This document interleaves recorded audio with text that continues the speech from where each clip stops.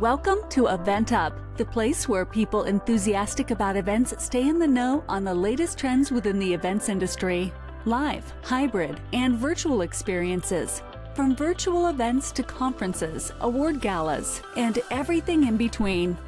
Here's your host, Amanda Ma.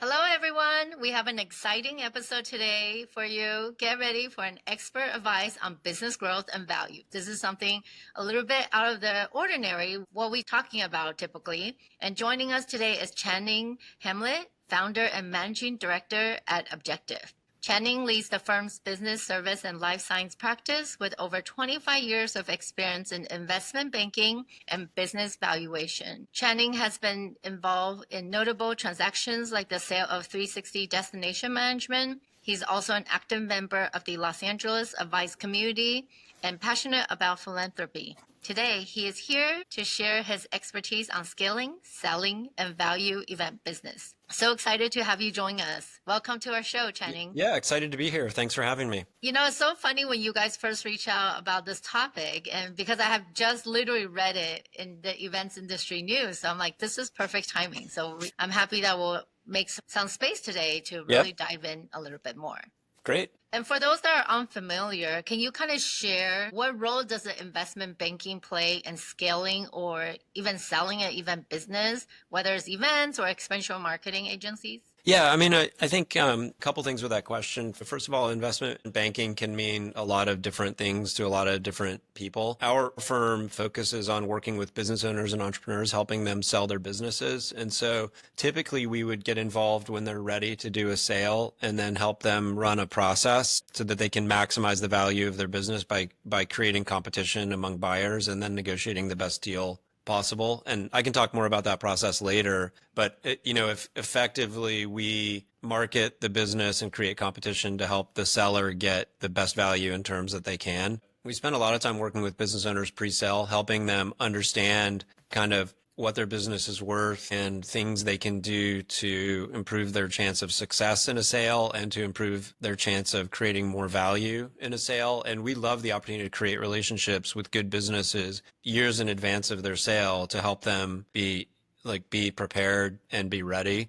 A lot of companies are getting inbound outreach from potential buyers. And so there's a real value in being prepared and being ready. So when a buyer reaches out and it feels like the right time, you're ready. And so we spend a lot of time on education. And then the way we get paid and the primary work we do, again, is to market the company and create a competitive process. And I think for a lot of business owners, myself included, right? We don't start business thinking we're going to sell it one day.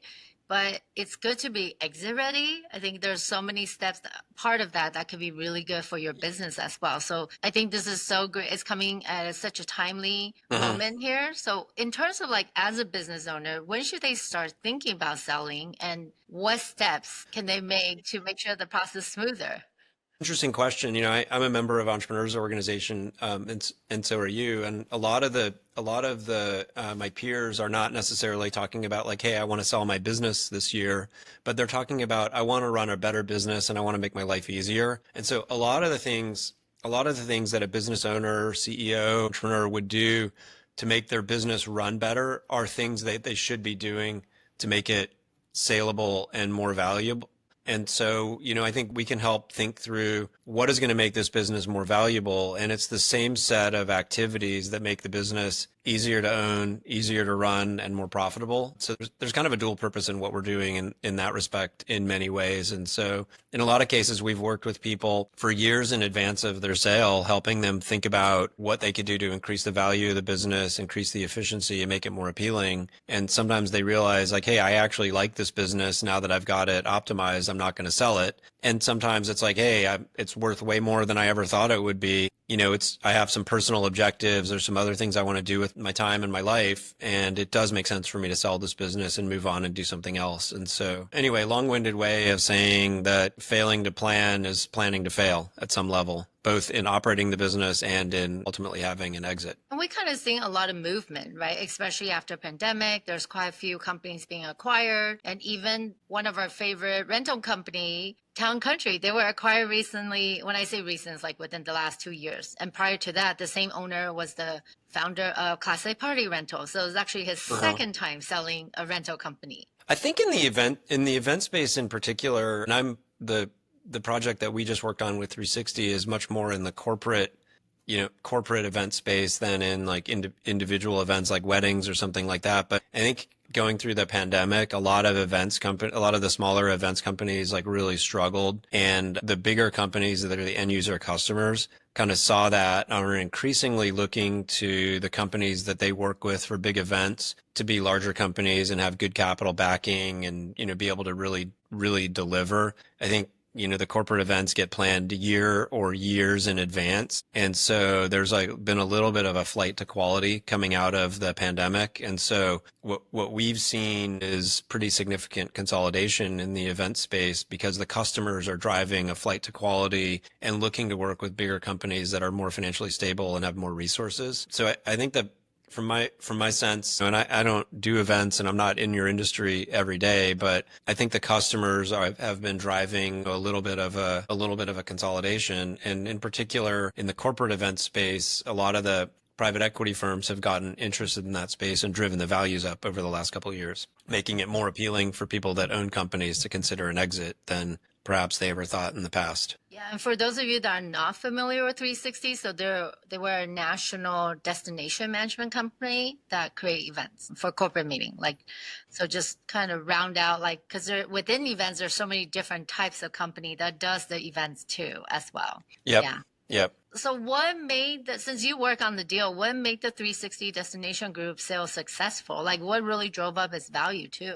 When we look at companies in general, there are a number of things we look at and I have a checklist on my desk of factors that I would look at that make a company saleable and factors that I would look at to make a company valuable. In order to have a successful sale, you really need both. And so some of the factors that I think that 360 had, which were really appealing, is they had invested a lot in building a world-class management team. And so a new owner felt like it would be relatively easy to transition ownership and not miss continuity. So this management team that had been working together for a long time and had really invested in systems and processes, a private equity firm or a strategic buyer coming in felt like they could step into the owner's shoes and run the business and run it well. So that was like a really big value driver. They also had who's who of large companies as their customers with like long history of repeat and loyal and stable customer base. And then coming out of the pandemic, since they were one of the larger companies in the industry,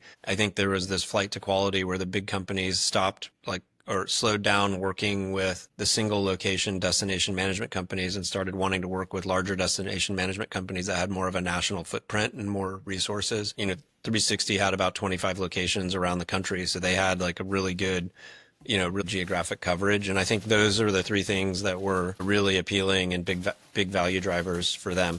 So CSI DMC bought them, correct? No, there was a private equity firm, HIG Capital, that HIG Capital acquired them and then also got CSI involved and is in the process of merging the two companies together. Yes, because I read the merge and the sale. Okay, HIG Capital, right? And then, so did you guys go out to find the investor, or then how does that work? We ran sort of the typical investment banker two-step sale process where, we worked with the owners of 360 on a really discrete basis to go and speak to a small group of companies that we thought would be good partners for them. And again, Trevor and Shelley, the owners of 360, were very interested in finding the right partner for their business that could serve all of the stakeholders well in terms of provide even better services for the customers, provide really good career opportunities for the employees, and really do things right. And so we were very careful in who we approached. It wasn't like, hey, we're just going to go get the most money possible and we don't care what happens to the company. They were deeply interested in what happened to the company. And so in general, private equity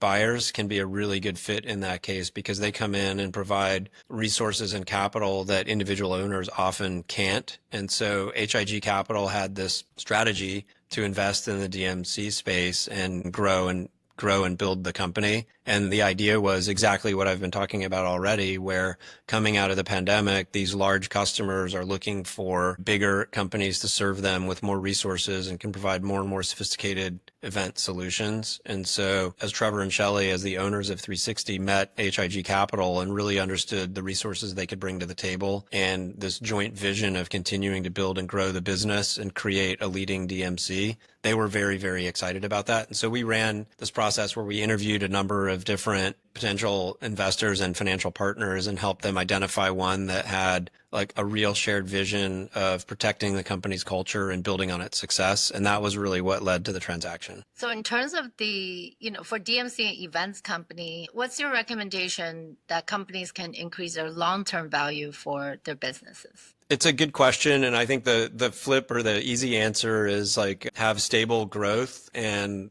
work on having improved profitability. And, most companies in the events and marketing space would be valued based on a multiple of their EBITDA. So you don't need like an advanced degree in business or anything like that to know that if you have more EBITDA, the multiple that's being multiplied is multiplied by a larger number. That's a higher valuation. And then I think the second thing is to really think about, in my particular business, what are the value drivers and what are the things I can do to increase that multiple? And really you want to step back and think about taking risk out of the business and building in predictability. And just as an aside, early in my career, I worked at a private equity investment firm. And while I was there, we invested in about 25 companies. And when I worked on an investment transaction, after we closed our investment, whether it was a growth investment or a buyout, we would sit down with a management team and sort of plan out like, hey, what are the things that we want to work on together to improve the value of this company? And we would identify, 5 to 7 sort of key metrics. And when we had strategic discussions with the management team on a periodic basis, we would look at those metrics and understand the plans to improve the value of the business. Often those were not things like grow revenue or reduce expenses. They were other things like build a better sales process, build the management team, build in long-term relationships with customers, do this, do that. And the fund that I worked for had top quartile performance, and it was largely based on growing and building the businesses that we invested in. And in 30 years of doing investment banking work, I have yet to meet a private company that has a checklist of what their value drivers are. Most business owners don't really think that way. And so if I could make a point to anybody that's thinking about selling their business one day, it's to really take some time and identify like, hey, for my business, based on where I am, what are the key value drivers and things that I should be focused on to build the value? And then start to create some scoreboards and key performance indicators around those and work on growing them. At the private equity firm that I worked in, that's how we were very, very successful. Can you give me an example maybe from another sale that in terms of the value, like what was that value and how did you guys work on that? Here's a good case study. I worked with I guess it would be a marketing agency, not necessarily in the event space, but pretty similar to the companies that you're approaching. And there were 3 owners of the business. One owner was a salesperson, one was operations, and one had a technology background, and they were 1/3 owners each. And I met with them first in like 2014 or 2015.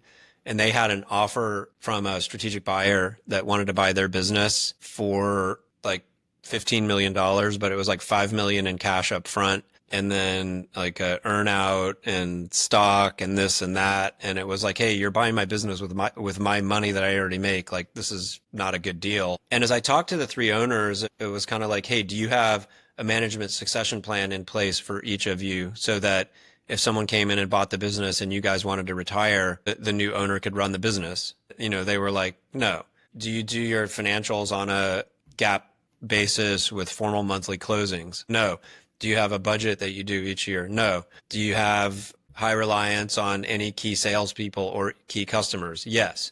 Do you have documented processes? No. Like every single thing on my checklist, the answer was wrong. Like the business was not ready to sell. And over the next 4 years, met with them periodically and helped them think about putting all of the building blocks in place. And they came to us 4 years later, audited financial statements, full management team, long-term contracts with customers, diversified customer base, complete sales team, budgeting processes, financial statement processes. Like they really had the business dialed in over the next 4 years. And they got like a $50 million cash offer. So it was like they built, 10 times the value in 4 years by like identifying the things they needed to work on to make their business saleable and make it valuable. And they did the hard work of doing that, and it really paid off. I love that case study. So great to put it into perspective, right? Team Yeah. managed company, diversify your clients, and all the Yeah. other elements that you said, because at the end of the day, they don't want to buy something where they still need to involve the owner because they know that departure will happen one way or the other. It needs to be self-sufficient at the end of the day. Yeah. And, at the end of the day, like I'm a business owner myself, and it's often hard to step back and like you get caught in the heat of battle of every day and trying to make payroll next week and, this issue and that issue. And it's often hard to step back and think about the big picture, but it can really make a difference in terms of focusing your energy on the things that drive value. And then the other thing that often think a lot about is whoever's going to buy a company, there's an individual on the other side of that transaction that is making a decision to make a big capital investment. And that individual doesn't want to get fired, and they would get fired if they make a mistake. So the more you can remove, the more you can sit down with them and it's like, hey, this isn't a risk. There are no risks with this deal. It's a no-brainer. The more you can do that, the easier it is for them to take the risk, and the easier it is for them to take the risk, the more they'll pay you. So if you have any concentration of risk in your business, whether it's reliance on a key individual, reliance on a key vendor, a key customer, you have crappy bookkeeping or whatever, the buyer is going to see that as a risk and either decide not to purchase the company, not to purchase it for a lot of money, or put a lot of strings attached. And as a seller, you don't want any of those. Definitely. And one area that we haven't talked about, and I know is super important as well, is how about when it comes to company culture? Like, how important is that for an exit? And does it even drive valuation? It's interesting. Most professional buyers of companies, which is sort of where you sell companies for a premium, they do 9 or 10 different streams of due diligence when they come in and evaluate a company before they close a deal. And the workforce and the culture is like one of the things that they care very, very deeply about. The culture can be quantified, and a lot of people will look at employee tenure, turnover. Sometimes they'll do employee surveys, satisfaction surveys, and you can sort of quantify how healthy the culture is based on a lot of those metrics. And so my observation over 30 years of doing this, working with companies across, a broad range of industries, but a lot in professional service and business services, which are employee dependent companies. The companies that have the best performance, typically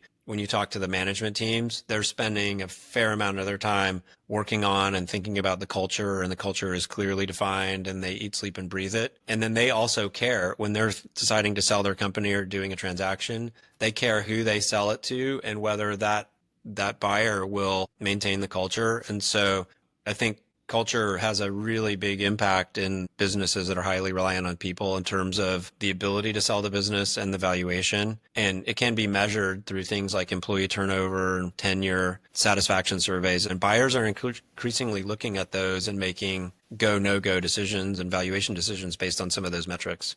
Yeah. And I was with a client last year, the year before, at a large private equity firm in New York. And our client was like talking about how great their culture is and how much they invest in their culture. And the partner of the private equity firm is like, hey, that's all well and good. Let's look at the numbers. I don't care about the culture. I want to look at the numbers. And, when we left the meeting and debriefed with our client, they were kind of like, hey, that's not really like the type of partner I want. I want someone that's going to invest in my culture and help me grow and build the company. And so I think in a lot of cases, when we've worked with business owners in a sale process, they're interviewing the buyers as much as the buyers are interviewing them to really understand the culture and the chemistry and the fit. And I think, as an investment, you asked about what investment banks do at the beginning of the conversation. In my view, there's like 2 real key value propositions. One is to make sure you get a really good deal. That's obviously important. If you're going to sell a company that you've spent your entire career building, getting a good deal is obviously important. The second one is having an opportunity to talk to multiple potential financial partners, strategic partners, et cetera, and find the one that's the right chemistry and culture fit. And if an investment bank can help you do both of those, and if you can check both of those boxes, the chances of having a successful outcome are much greater. Feeling the pressure of planning your next big event? Let Innovate Marketing Group take the stress off your plate. From influencer events to influencer activations and powerful experiences, we create meaningful moments that drive real impact. How about when it comes into like marketing and brand strength, and of course the client relationship, right? I assume those also have a lot of influence in the sale? Yeah, I mean, I think one of the really big value drivers and one of the things that buyers spend a lot of time focusing on is a company's customer acquisition process. And so, companies that have like a strong brand and systemization in terms of lead generation and a formalized sales process typically have more predictability. And those are all really good value drivers. And then companies that have good brands typically have like really good customer loyalty. And that's something that can be measured. That's something that can be measured as well. And so one of the things that we'll often work with companies on is really helping communicate what their unit economic model is. Like, how much does it cost me to get a customer? Once I have a customer, what is the customer worth and how long do I keep it? And, looking at that across the business in terms of the different services that are offered or the different products that are offered or both can make a really big difference. And so like a strong brand and carefully communicated brand that is really differentiated often creates results that are superior to companies that don't have that. And investing in a brand and really caring about and protecting the integrity of a brand is like critically important. And in fact, we've had clients over the years that get very significant valuations well beyond what the financials would justify because they're in a market leadership position in a particular market segment or a particular niche. And so like one of the things when I work with companies in advance of a sale is it's like, hey, who is our target customer? What is our market niche? What is our brand? What do we stand for? And how do we really like show a buyer that we're winning in this space and that we're the best in the world or the best in the country or the best in our market in this space? And when you can get really targeted and focused on that, that is a real significant driver of results in the business. And it's also a value driver in a investment banking transaction process. That is so interesting. How do they actually determine the brand value though? When you said like market leader, where are they going to kind of evaluate that? If like we closed a transaction a year or two ago and the buyer spent $2 million, it was a $75 million transaction. The buyer spent $2 million on due diligence and, they do accounting due diligence, legal due diligence, HR, culture, et cetera. They hired a consulting firm to do a brand and a market survey where they interviewed customers, potential customers. They did a survey of the competition and they did the formal sort of market research and evaluation in a really thorough and diligent way to prove out that our client was a top 3 brand in its space. And so that buyers do that, like they do the market research very frequently as part of their due diligence and understanding process. That makes sense. How about in terms of trends? Like, because this space is moving so fast, it's constantly evolving. So what are some of the trends or shifts that you're seeing in this space when it comes to like event and experiential that owners should really be mindful of? There's a couple trends that we've seen. I think one is like the big companies that are the end user customers. And I said this before, are increasingly looking to larger, well-capitalized vendors that have the financial staying power to do the work. I think a lot of people got burned during the pandemic with giving deposits or doing this or doing that, and then having the companies not be able to deliver. So there's been a little bit of a movement towards bigger companies. I think a second thing that's going on is as a result of the pandemic, most companies are now in a remote or hybrid work environment. And so putting together more unique, more special, more experiential events to tie their culture together is increasingly important. And so we're seeing companies, while they're lowering their budget on, real estate and office, they're raising their budget on employee connectivity, experiences, events to create that cohesive culture. And so I think one of the things that I've seen is that in experiential marketing and in the event space, figuring out how to do like new and unique things that bring disparate groups together is really important. And then I think the third thing is that these companies are starting to, rather than like have an internal low-level person plan this event here and plan that event here, and I use this vendor for this and I use that vendor for that, they're starting to be like much more strategic about their human capital strategy and their event strategy and starting to consolidate it and have like longer term planning. And so they're looking for event managers and experiential agencies and DMCs to be more long-term strategic partners and putting together longer plans with their events. So those are a couple of the trends that I've observed from the outside looking in. Yeah. And those are really on point, I would say. So What am I mean, you're in it every day. What am I missing? no, but it's about like I think we're always been really big on like it's not just a one-time event. I think those are the hardest investment, I would say. Of course, like for a company anniversary, yes, that's a one-time investment. But even when I say that, it's not just a singular event. Usually events, you want to build momentum, like especially for a corporate brand. That is not just a one event hits all. And if you're a national brand, you don't just do an event in LA. You got to do it in LA, Texas, New York, like all where your fans on, right? And where your fans are, and then really create that fandom. So it's all about momentum. But you're right. It's like being more strategic. So it's not just about, yes, this vendor showed up, but ultimately does it hit the KPI? Does it help drive business goals? And that is such a different type of way to plan an event versus just like, yeah, it's a party. And there are definitely still events that are just party that are fun, usually like the holiday parties.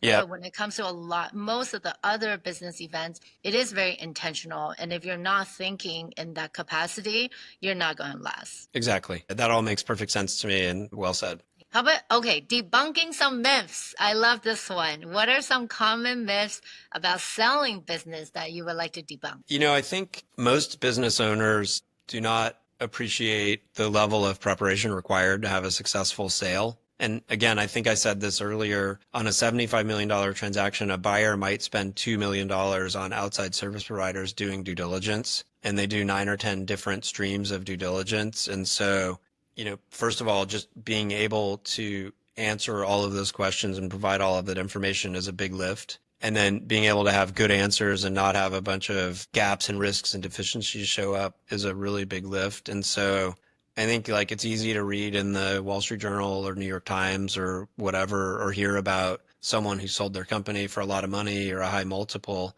But typically the level of preparation and effort that went into that is what most of our clients expect. And so I think these like good transactions don't happen by accident. And so, real strategy and preparation is important. That's one myth. A second thing that I see a lot is a lot of times our clients will go to the buyer and say, hey, look, I've got a great business. When you own it, you could do this with it. You could do that with it. You could do whatever you want with it. Most buyers are not buying a company to come in and like do a pivot or a change or whatever. They're trying to buy it and rely on the management team that's coming with it to continue to grow and build it. And the buyers maybe provide some additional resources and support to accelerate growth. And so I think having a business plan to present to the buyer of like, hey, if I were owned by you with your resources, this is what I would do, is really important. This idea that the buyer automatically understands my business and they're going to do whatever, they're going to write me a fat check and do what they want with it, is not really how it works. So those are like the two things. A lot of our clients, like they wake up one day and it's like, I'm not happy about this customer. I'm tired. I want to sell my company. And, we can do that. And we've had great outcomes selling people's companies. But when we've worked with a company that's really taken the time to prepare, they're personally ready. They understand their personal financial plan and how much money they need. They've optimized for taxes and they've optimized the business and they've really like got it dialed in. That's where we can create like a real premium outcome. And so the biggest myth or misunderstanding is the level of preparation necessary to have a successful premium sale. That makes total sense. I wish I had like a cute myth of like this or that, but it's kind of a boring answer. Failing to plan is planning to fail. Is there a certain period of time? Because I know the marketing case study that you mentioned, they came back to you after 4 years. So typically, how long should people start preparing, or how long does it even take to sell from the moment they talk to you when they're ready? It's an interesting question. Our firm is called Objective because we believe business owners should make decisions based on their objectives. And, when you sit down and interview a business owner, like, hey, why are you thinking about selling your company? Some people are like, hey, dollar bills. And other people are, I want my life to be different. I want this, I want that, my legacy, my family, my employees, my customers. Everybody has their own objectives. But one of the common objectives we have is like, hey, I'm currently making X per year from my company, I need to sell it for at least Y dollars so I can support myself at the same lifestyle. And so getting a basic understanding of like, how much do I need to sell it for to meet my financial needs when I don't own the company is like a real sort of foundational element. And once you have that understanding, you can then do some work with investment bankers and business valuation and business evaluation professionals to understand like, what does my business need to look like for me to hit my financial objectives? Then it's like, how long is it going to take me to get there? And if it's going to take me this long to get there, what are the other things I should work on to really make it valuable and really make it saleable? I think that's like, that's kind of one answer. The other answer is different industries go through different phases of consolidation and valuation. And so sometimes if an industry is like in an early period of consolidation, perhaps like the destination management industry is, valuations might be higher now than they will be in 5 years once the industry is more consolidated and the big companies aren't really as eager to do acquisitions because they've already like filled out their service portfolio and their geographic portfolio. So there's also a little bit of like understanding the market timing, where your industry is and what's going on, and understanding the market timing is a second thing. And then the third thing is like just looking at like, hey, what are the big risks and deficiencies, and what are the value drivers, and where do I want to be on those when I sell, and how much time do I need to get there? But generally speaking, if it's a well-run business with a good management team, the preparation could be done inside of 12 months. And then the investment banker process of reaching out to buyers and soliciting offers and closing a deal can be like a 6 to 9 month process, start to finish. That's so interesting. So right now, is now a good market, Channing, to sell? That's a really interesting, multifaceted question. I think, we're in the middle of this like really big change this week in the economy with tariffs and some stock market volatility and things like that. And so usually when there's a lot of economic uncertainty, it's not a great time to sell. On the other hand, strategic buyers and private equity have amassed so much capital over the past few years that there's a lot of money chasing fewer deals. And so when I talk to my friends that are buying companies at private equity firms or buying companies at strategic buyers, they're sitting there saying like, good companies are still getting really, really good multiples in this market because there's a lot of money chasing fewer deals. So in general, it can be a good time. It can be a good time to sell, but it depends a little bit on the market the company is in, the services, and the momentum the business has. And then again, it also depends on the owner's objectives. If someone is like, I am just ready to retire and my business is worth twice what I need, why continue to take risk in a choppy market? Maybe you could hang on to the business and sell it for more next year, but why would you continue to take the risk if you're ready now? And so there's like another element of, each person or each group of shareholders or family has what the right time to sell for them is. And good companies sell for good values in good markets and in questionable markets. Channing, I assume you also help business buy other businesses? We do. We primarily focus on selling companies, but we also do some work on acquisitions, and that's kind of it's fun to sit on the other side of the table from time to time. All right. Well, this has been just absolutely fantastic. And I think for those of you that possibly may be thinking about selling, definitely reach out to Channing from Objective. He shares so many golden nuggets. And even if you're not selling, I think even what he shared today, just to get your company leveled up in terms of your business operation. So thank you so much, Channing. This was super insightful. Yeah, thanks for having me. And myself and my teammates, we're always happy to talk to business owners and be helpful and start to create a relationship early. So please, if you're curious at all, please feel free to reach out. Thank you. This was amazing. Thank you. EventUp is powered by Innovate Marketing Group, your go-to partner for unforgettable events and experiences. Discover how we bring brands to life at innovatemkg.com. If you enjoyed this episode, don't forget to leave us a rating and review. It helps more listeners like you find the show and keeps the inspiration going.